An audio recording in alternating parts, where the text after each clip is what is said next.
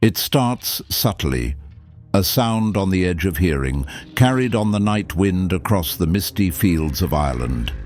Is it the cry of a lost animal, the wind whistling through ancient stones? Then it sharpens. A wail pierces the darkness, a sound of pure, unadulterated grief that chills the blood and stops the heart. It's a lament filled with such sorrow, such despair. It feels older than time itself. This isn't just any noise. This is a warning. This is the sound of the Banshee. Forget the screeching movie monsters. The real Banshee, the Bean Sídhe of Irish legend, literally the woman of the fairy mound, is far more complex. She's far more woven into the very fabric of Ireland's history and soul. She isn't a creature that hunts or harms. No, her role is something else entirely. She's a herald, an otherworldly messenger whose cry signals an unavoidable, impending death. But she doesn't cry for just anyone. The Banshee is an ancestral spirit, deeply connected to specific, ancient Irish families. If your surname is O'Neill, O'Brien, O'Connor, O'Grady, Kavanagh, or one of the other old Gaelic lines, her cry might be meant for your house. It was once considered a mark of true Irish nobility, a sign that your lineage was ancient and important enough to have a dedicated supernatural harbinger. A terrifying privilege perhaps, but a connection to the old ways, to the very spirit of the land. Her voice, the Caoineadh, is the core of her legend. It's rarely a simple scream. It can manifest as a low, mournful sobbing that seems to seep into your bones. It can be a high-pitched, shattering shriek that echoes across the landscape. It can even be a series of melancholic, keening notes. The sound itself is pure grief, reflecting the sorrow of the loss to come. Hearing it meant someone connected to that specific family line was about to die. There was no escaping it. The Banshee's cry confirmed fate. The consequence was absolute certainty of imminent bereavement. What does she look like? Accounts vary wildly, adding to her mystique. Sometimes she appears as a beautiful young woman with long, flowing hair, pale skin, and eyes red raw from centuries of weeping. Other times, she's a dignified, grey-cloaked matron, stately and solemn.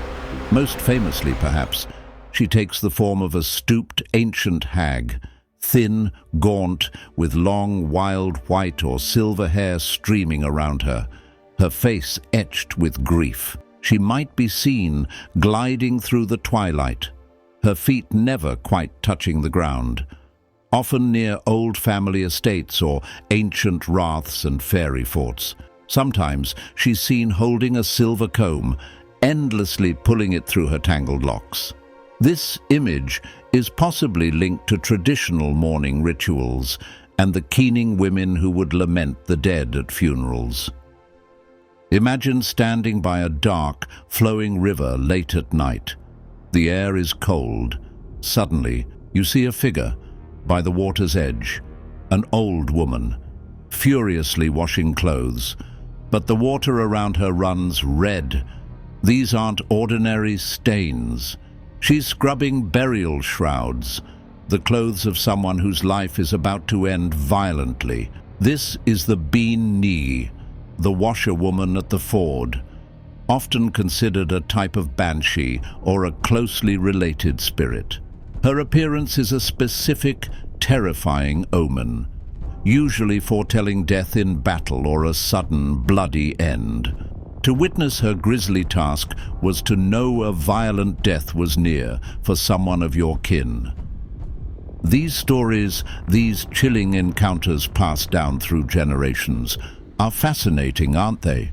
Exploring the deep roots of folklore helps us understand culture and history in a unique way. If you're enjoying this journey into the heart of the Banshee myth, please consider giving this video a like to show your support. It really helps the channel. And let us know in the comments, have you ever heard a local banshee story from your area? Or perhaps from family in Ireland? Or tell us what other myths or legends you'd love to see explored next. So the banshee doesn't kill, she warns, she laments. Her cry isn't a curse, but a message delivered from the otherworld, a notification that a thread in the family tapestry is about to be cut. For the families she followed, her cry brought not only the immediate dread of loss, it also reinforced their connection to a lineage stretching back into mythic time.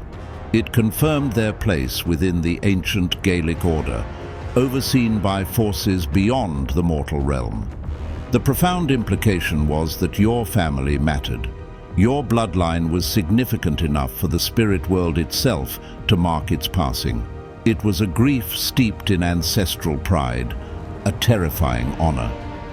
Over time, especially in popular culture outside of Ireland, the Banshee's image has sometimes been twisted. She's often portrayed as a malevolent spectre, a shrieking phantom whose cry itself brings death or madness. This misses the heart of the original folklore. The traditional Banshee is a figure of sorrow, not malice. Her existence is one of perpetual mourning, tied eternally to the families she watches over. She is a part of the natural cycle, albeit the sorrowful end of it.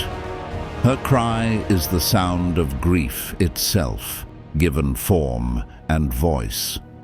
She remains an enduring symbol of Irish folklore, a spectral figure embodying grief, fate, and the deep, often sorrowful connection between families and the ancient land they inhabit.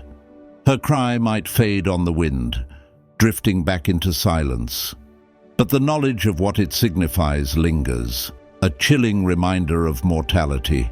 Her watch continues, her sorrow echoing for those families bound to her vigil, her red eyes weeping for the next soul she must inevitably keen.